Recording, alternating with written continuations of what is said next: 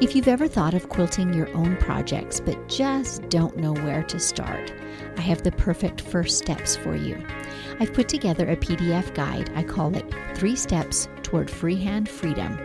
These are the baby steps, but they can help you move past your overwhelm and show you that yes, indeed, freehand quilting can be learned.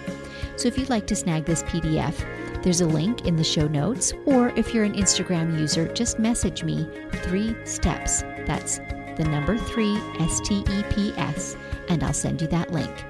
Let today be the day you get started. It was kind of like living on a cruise ship, is what I tell people. There were pools and mini golf and tennis and arcade and all of these things available at our apartment complex. So I really didn't feel a need to leave. I was going to homeschool our kids because it was only a year and there were 6 of them. And so we stayed in our apartment complex and we just played and had fun. And as I tell people who have been on cruises, it was like having a sea day every day.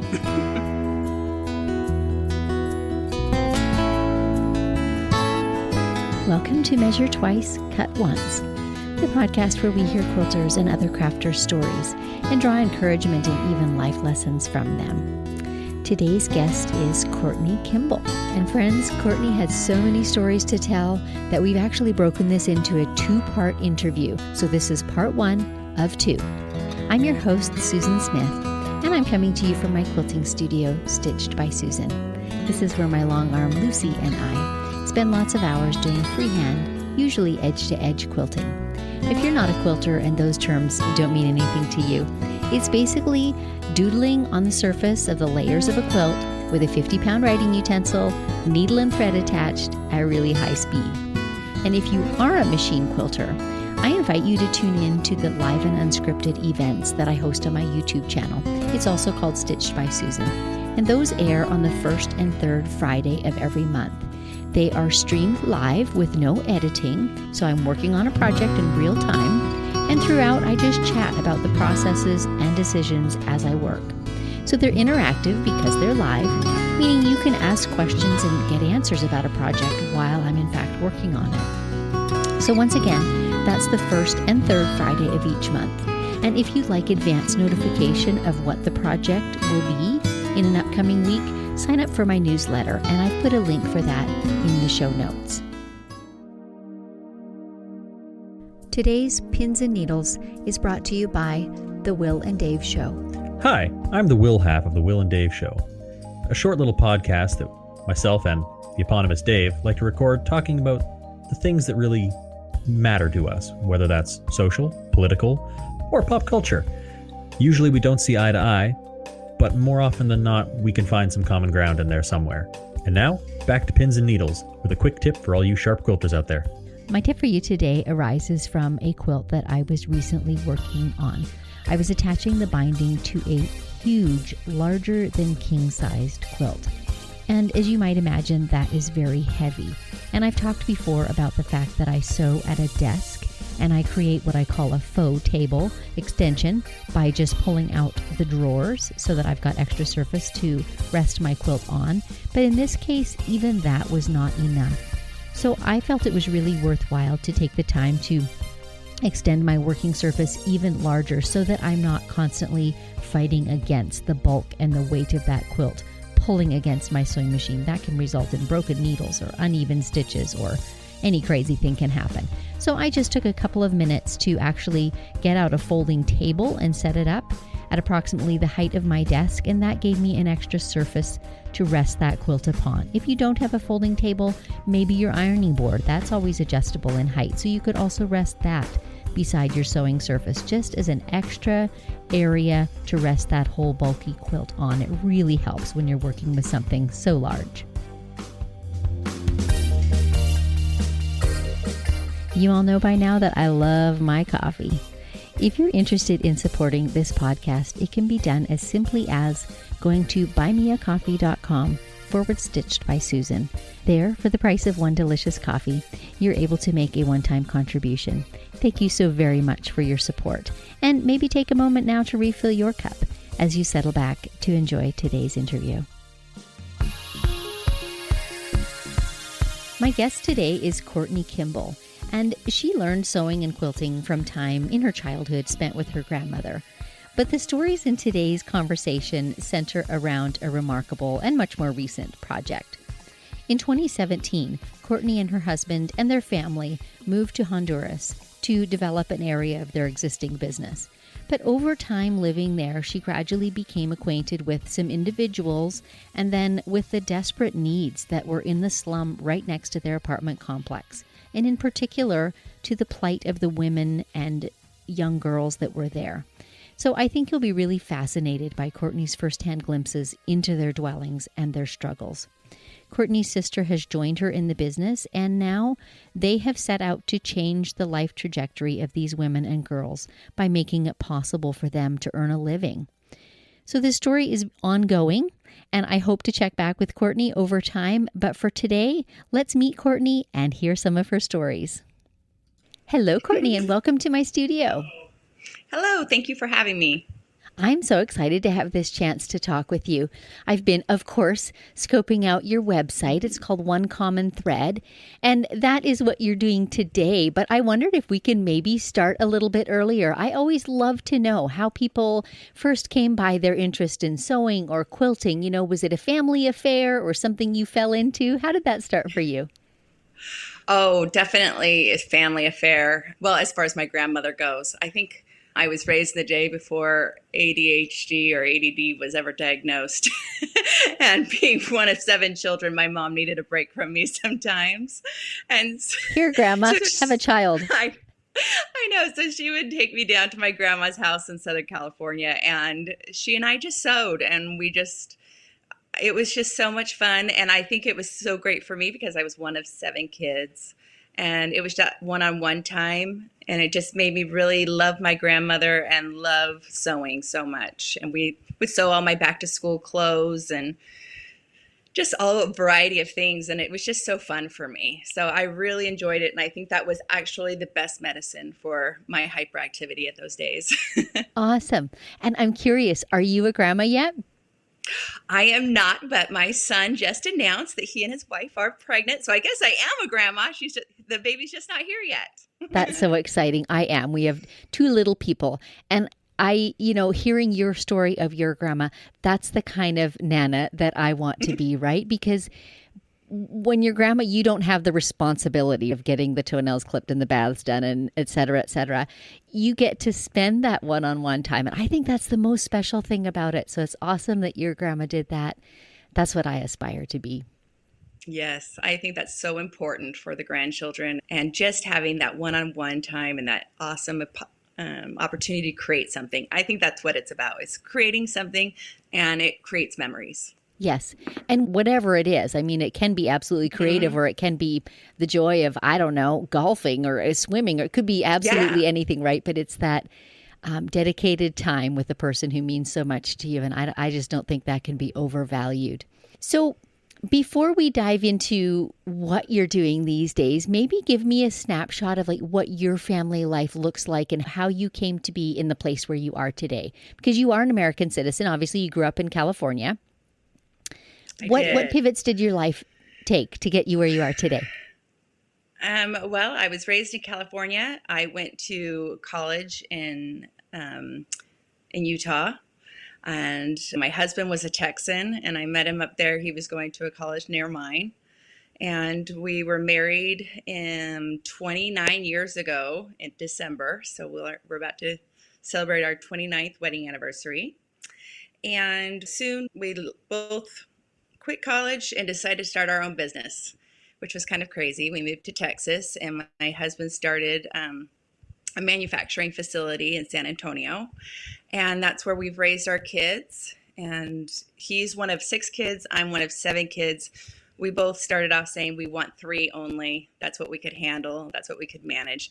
And we ended up with 9. So yeah, God sometimes has different ideas, doesn't he? We both thought, we didn't want to have too many because we wanted to be able to have that one-on-one time. And then we just enjoyed each one of them, and we just kept having kids, and we're so glad we didn't stop, because our last 2 are probably our favorites. But we say that because, they're the ones at home still. Of course. So, yeah. And then in 2017, so we'd lived in San Antonio our whole married life. 2017, my husband came to me and said that he would like to expand his business, and he had a partner in Honduras. And so we decided to, he just said, it's just going to be 1 year and we'll just take the kids with us. We had 6 of our 9 at home still, and we'll just have an adventure. It'll be 1 year. We can do anything for a year, right? Right. And so I didn't think much of it because, he's kind of said some things like that before, but all of a sudden this started becoming more and more serious, and so serious, in fact, that one day I was like, I should really Google the city, San Pedro Sula, and see where he wants us to move. And I did, and I don't ever recommend doing that because it is frightening, the images and the articles that come up on San Pedro Sula, Honduras. I think I'd been growing up in ignorance is bliss mentality of not realizing how incredibly dangerous Honduras is. And so I Googled it, and before I knew it, it was time to move, and I was scared to death. And I just kind of thought, my responsibility, I'm a mother first and foremost, and so I need to protect my children. And we moved into a very safe compound apartment with guards all around, and it was kind of like living on a cruise ship is what I tell people. There were pools and mini golf and tennis and arcade and all of these things available at our apartment complex. So I really didn't feel a need to leave. I was going to homeschool our kids because it was only a year and there were 6 of them. And so we stayed in our apartment complex and we just played and had fun. And as I tell people who have been on cruises, it was like having a sea day every day. Right. So we did that for a year, and then my husband came and said, I just can't leave yet. I'm going to need more time. And in fact, I really won't feel comfortable unless we have about 2 more years. And that really made my stomach fall. We'd enjoyed our time, but, we were kind of feeling captive. And A year is a long time on a cruise ship. yeah, that's a long time. And so I'm very faith-based. So we started praying about it and started discussing it with our kids. And first and foremost, my kids just said, well, we've got to go to school. If we're staying here, homeschool's not for us. We're social. We did it for a year, but we've got to get into school. And which made me nervous because then they're out of my watchful eye of being a hen. I am. But we were grateful we got them into a really great international school there in San Pedro Sula. And all 6 of them were going to school, and that left me at home during the day. And I really started having this impression that, one, I needed to learn the language. I mean, I was learning it, but not learning it. I needed to learn the language. I needed to let down my guard because I wanted to love the people, and I could love the people easily in my apartment complex that I got to know. It's not very threatening, is it? No, it's not. And they were the most like me. They could speak English and Spanish, and they had kids. They were traveling to the States, obviously the wealthier of the country, but they were all Honduran. But I really felt like I wanted to do something. Right outside our apartment complex, there's a slum right there. And I mean, I could throw a tennis ball and hit the slums from our apartments. And so we lived on the 25th floor, so we could actually sit up there and just kind of watch the people down below and how they lived and what they were doing. And I just really felt this need that I wanted to do something to help. And so it started off simply, I knew by that time I had met one woman at church who lived in the slums, and I was kind of assigned to be like her minister, to like help her in any way that I could. And I thought, well, there's no way I can help her. First, I don't really speak Spanish. Second of all, I can't go into the slums. Everybody, even local Hondurans, don't go into the slums if they don't live there because it's that dangerous. And third of all, it's very hot and dirty and hot and dirty. And so there's a lot of walls that I had put up of reasons why I couldn't do it. But as I got to know this woman, her name was Jocelyn. She had 6 kids, and I had 6 kids with me in Honduras. And I just started realizing the similarities we had. So I thought, you know what? I'm just going to do it. I'm just going to take my driver, who's also our bodyguard, because down there, everybody that has, that's in a middle to upper class has a bodyguard driver, because driving there is super dangerous as it is. There's no real laws. If the freeway gets packed up on going northbound, then everybody just starts driving north on southbound. Oh my goodness. And yeah, Bedlam. It's the Wild West. So you have to have somebody that's knowledgeable and knows how to drive those roads. So I asked him, his name's Gerardo, and I said, let's go into the Bordeaux and let's go and visit my friend Jocelyn. And he was just like, no, you can't do that. And he's giving me all the reasons. I said, I just want to drop off some fresh fruits and vegetables for her. So can you even drive in, or do you have to go on foot? You can drive in. It's better to drive in security wise. I mean, I felt safer, but at the same time, in Honduras, everybody blacks out their windows because whenever you're on the street, you don't want people to be able to see who's in your vehicle. Oh, so in the vehicle blacks out their windows? Yes, all the vehicles are blacked out, the windows. So they're super dark shading. And even the windshield, so people can't see who's in your vehicle. But we were told, if you're going to drive into the Bordeaux, you need to drive in with your windows down, because the gang members need to be able to see who's in there. And that also frightened me. That's scary. Yes. It was very scary. So we rolled our windows down, and it's more like a big walking path, but one vehicle at a time can fit down. So if you encounter another vehicle, then there's a lot of strategic moves to kind of. That was my question about, can you drive? Because obviously there's not, paved streets. Yeah, no, it's not. It's just a very gravelly, bumpy road.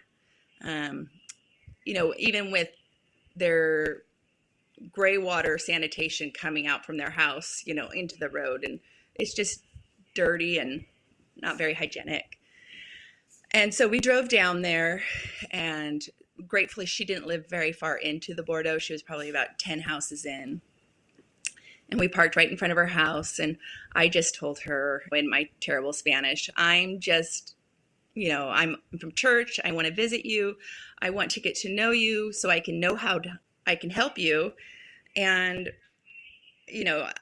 at that point, I was the only gringa that she really knew.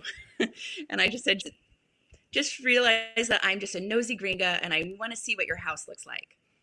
Because in all honesty, people don't really live in their houses, because their house is just a sleeping area. They do their cooking outside, they do their socializing, their living, they pull plastic chairs out, or, logs or rocks or anything that's in front of their house, they sit on and talk. And I said, can I see where you sleep? And she said, yes, of course, I'll show you. And I knew she was embarrassed, but at the same time, I just thought, I have to see this firsthand, because all I can see is the wood exterior and the corrugated tin roofs. And that's if they were lucky enough to have wood exterior. Most of them just had landscaping tarp. And so I went into her home, and it was split with sheets into 3 different sections.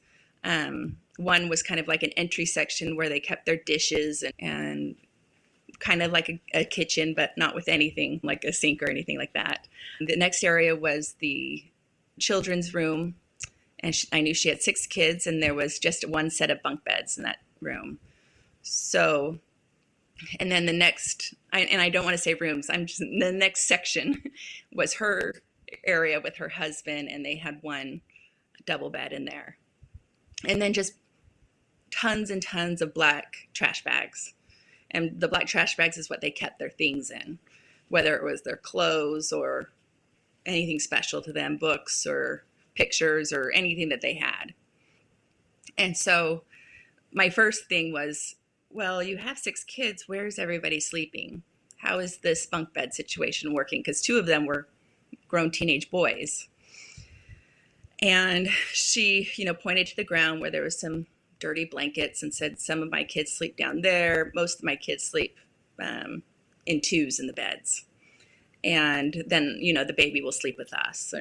So I noticed right away that there was a sleeping situation that I could fix by just taking a picture of it and putting it on Facebook and telling my friends, 2 children sleep on these dirty blankets. Your dog sleeps in a better bed.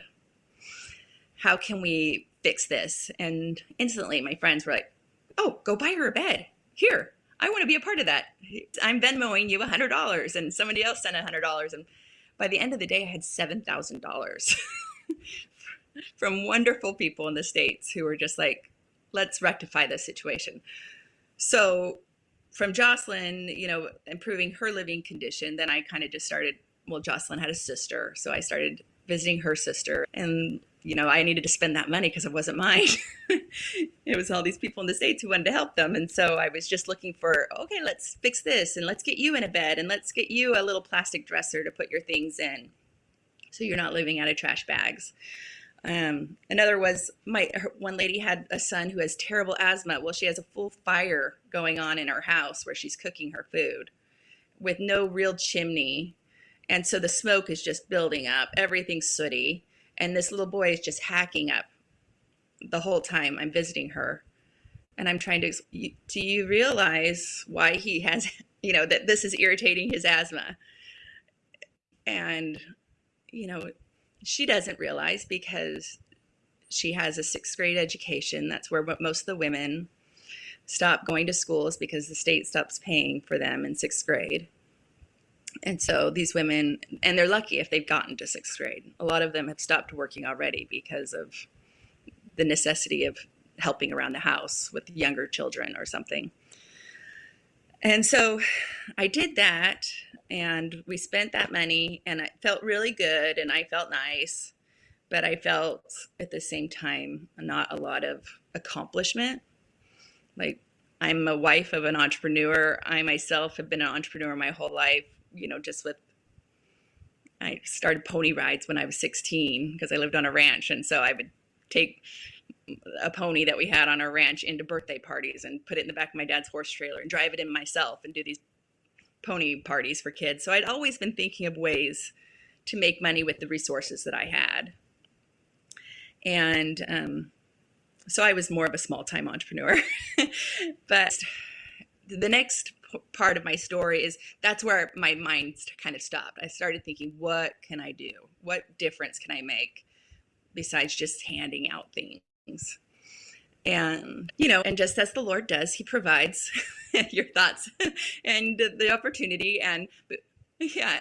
And before I knew it, Jocelyn's niece, she's 13 years old. Her name's Scarlett. She was going on a church bus trip. And all of the youth in our church congregation, the bishop of our congregation had always just let everybody go for free. And this next time he said, we had too many people sign up, and I ordered a big bus and not everybody showed up. So I want some accountability. So I'm going to have all of you youth pay $5 to go on the next trip. And which isn't a whole lot in US money. And in all honesty, in our congregation, most of the kids could easily afford that because most of our congregation was middle to upper class. We only had just a very few that were in poverty. But Scarlett was one of them. And she said, there is no way I can ask my parents for $5. My dad makes $30 a week, which was basically, she's telling me in lempiras, and I'm doing the math in my head. I'm like, wait, did you just say that's equivalent of $30? I can't even take my family out to eat for less than $30. Every time I move my crowd, I know it's going to be $80 to $100, just even if we're at Wendy's. It's just ridiculous. But there are a lot of us. So I started thinking about it, and and she came to me, how can I make $5? Can you help me? And I was trying to think of a way. And the interesting thing was I was at that time making a quilt for my oldest daughter. She was about to get married. And I didn't take my sewing machine down to Honduras because I didn't want to get damaged in the travel. And I was making an English paper piece hexagon quilt. Which means that you're hand stitching, right? Because you don't have your machine with you. Yeah. Exactly. So I'm doing this ginormous king size quilt, and I'm hand stitching it all. And I had just learned how to do it about 6 months before I moved down there. That's what's funny. A friend of mine had showed me And I was thinking, oh, that is a lot of work. I will never make one of those. That is just too much handwork. But since I didn't have my machine, I started making it since we were in Honduras. And it was fun. It was fulfilling. But if you've ever made an EPP hexagon quilt, the most non-fun only part. small pieces of one. Yeah. The most non-fun part is just making the hexagons, Mm-hmm. and just getting them ready. The prep work. Exactly. All of the prep work. And I thought, the light went off my head. Scarlett, I'll teach you how to make these little hexagons, and you can help me get a jump start on this quilt that I'm making. And it was super easy. Picked her up in our van. We actually drove down the street, so we were away from the Bordeaux. And I just gave her a lesson in my car. And because that's how easy it is, just to base these hexagons together. And so we did that. And within, so she did that all the afternoon. And then the next evening, she called me and she said, I have 500 done. Yes. And I was just like, oh, that's amazing. And I honestly didn't know what to pay her. I was just like, oh, this is way more than $5 work for me. And so I just said, okay, well, I'll give you this much. And I gave her more than $5. And I guess I should have known that would all of a sudden make a lot of light bulbs go off in other people's heads. But the minute she walked home with that money, her mom and her cousins and her aunts, they all started calling me. And they all said, we are so appreciative for the things that you've gotten us from your friends on Facebook. But the thing that we could really use is work. We could use a way to make money. And if this is something that we could do, we would love to do this for you. And I'm thinking, well, it's going to be 2,000 hexagons to make this one quilt. If all of you do it, we'll be done in, a matter of hours. What can I do? And so I said, let me think about it. And so I called my sister in the States. She lives in Utah. And I just said, is there a market for this? Is there something we can do? I looked online and I had seen a couple of people on Etsy were selling pre-basted hexagons, but not very many. And she said, you know what? I don't know. And my sister's not a sewer. That's what's funny. She didn't have that same experience with grandma. And she said, I don't really know anything about this, but I have friends that sew, and let me see. Let's talk about this. And she said, just let's, between the two of us, we decided, we put money into a little account, and we said, let's just start off with our little seed money and get them started. And then we'll just tell them if this sells, we'll continue. And if it doesn't sell, then it was really great. But we don't need 1 million hexagons for ourselves. And so that's basically how it kind of accidentally started. These ladies started making these hexagons. It started off with 10 ladies. They were my friends. It was Jocelyn and her sister, who was Scarlett's mother. And then they have about 3 of their other sisters and then a couple of their daughters. And so there was 10 women that I knew, and I thought, okay, with you 10, my sister and I can pay the overhead on this, and we can try to start something. And so we did. We started just sewing hexagons and putting kits together. And I started a little website. And in all honesty, I had to just sit in my room for 2 days and tell my kids, stay out. I have to learn how to build a website. I know all about that. Yes. I'm reading every tutorial there is. And anyhow, we figured it out, and we got some kind of just basic website going and started trying to sell on there. And instantly, my sister's friends who wanted to be so supportive, a lot of them were like, we don't sew, but I want to support you guys, but we don't sew. So it's not going to do me a lot of good to Not terribly sustainable. Thoughtful, but not terribly sustainable, right? Exactly. So they said, but we'd love to buy a quilt. Could they take those hexagons and make a quilt? And so I went back to the drawing board. And did that involve another lesson in the back of the car? Yes. So we started getting these ladies together and I would have them come to my apartment a lot of times. And we would just have like a whole session on here it is a design. It's kind of like paint by numbers. You use this color to represent this, and let's see how this works. And so we just started off with 2 designs. It was just one basic scrap quilt, mix of all different colors, and then one grandma's garden with the flowers. And so we started off with those 2. And, there's a lot of learning curves because these women are so wonderful and so sweet. There's some things that they just don't understand because, Christmas fabric can't be put with 4th of July fabric. And so, we're learning a lot as we're going. And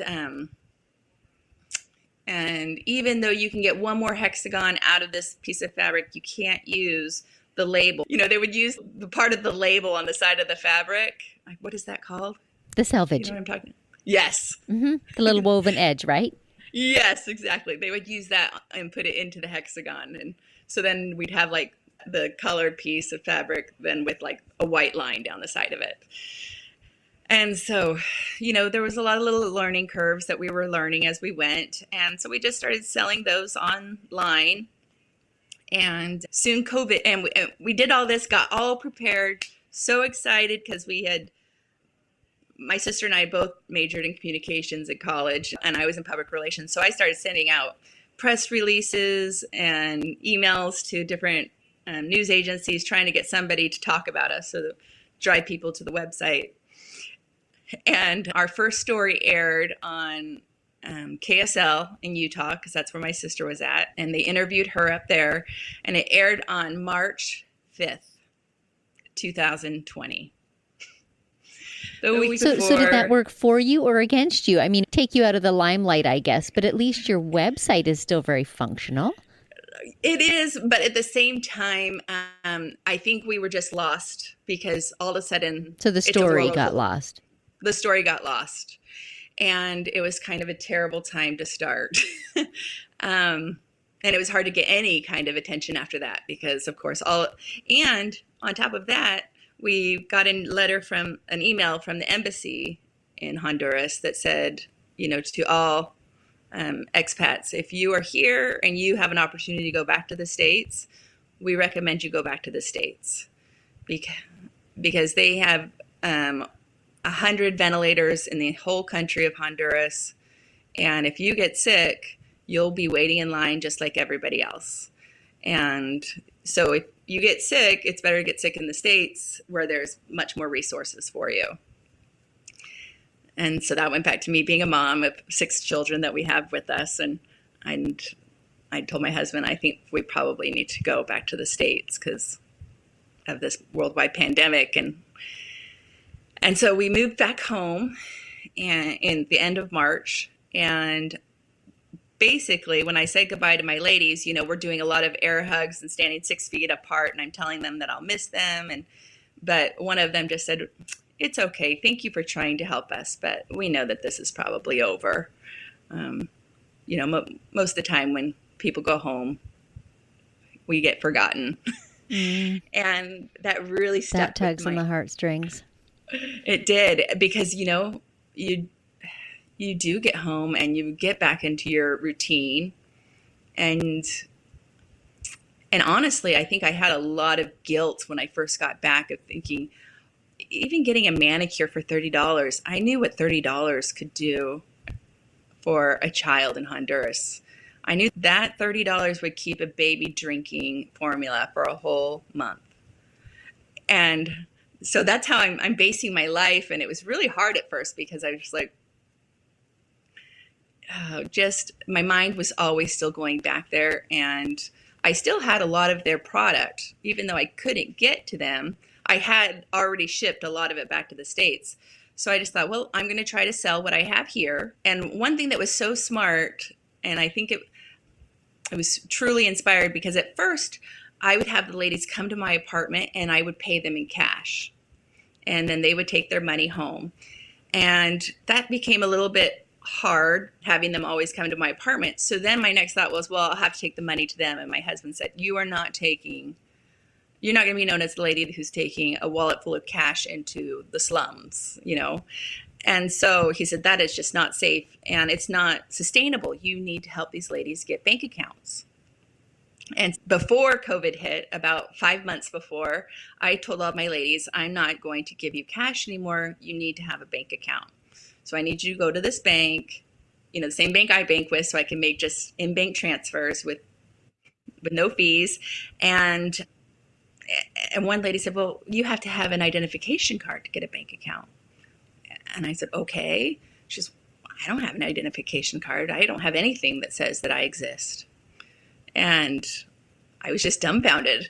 I'm like, you don't have anything? And she's like, well, there's this birth certificate that my mom gave me, and not even all of them had that. But if I wanted to go get an identification card, I have to go downtown and I have to stand in a line and I have to wait hours on end to have them recognize me as a person and give me an identification card. And I just said, okay, let's do it. We're going to get your identification card. So, we're taking ladies downtown, they're standing in lines together, and we're getting them through and getting their identification cards and then taking them to the bank. Still, even that's a hurdle because you have to have 12, the equivalent of $12 to open a bank account. It's 300 lempiras. And so I would give them each $12 just to open their bank account. And I would tell them, okay, this is my $12, because the minute they go under it, the bank closes out their account. I said, so you can never spend my $12. that stays in there. But everything I give you on top of that's your money. You can spend it any way you want. I have no say on that, but just don't go below 300 lempiras in your account. And so we got them all bank accounts. And so that was great because by the time I got home from, back to the States, I was able to still make bank transfers and transfer money over to them. And I put a friend of mine in charge down there. She was just a good friend that I had made, and she had been a doctor, but she had stopped practicing because she was trying to raise her children.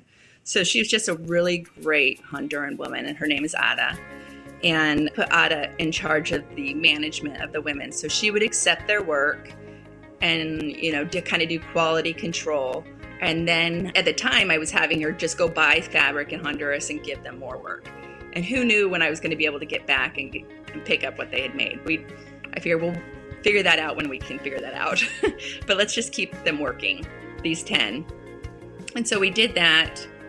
And then, crazy enough, in November 2020, Honduras was hit by 2 back-to-back hurricanes. Dear friends, thank you so much for tuning into the show. I hope that you've been moved and touched by today's conversation as much as I have. And remember that this was part 1 of a 2-part interview. So come back for next week's episode to hear the conclusion of this story. One of the ways that you can help would be to share this podcast with your friends and also to follow One Common Thread on their social media pages and to like and comment and in other ways interact. All these things really help them to grow their visibility, which in turn helps them to help more of these women and girls in the Honduras. So thank you for doing that. I know that the ladies at One Common Thread appreciate your efforts. So until next time, may your sorrows be patched and your joys be quilted.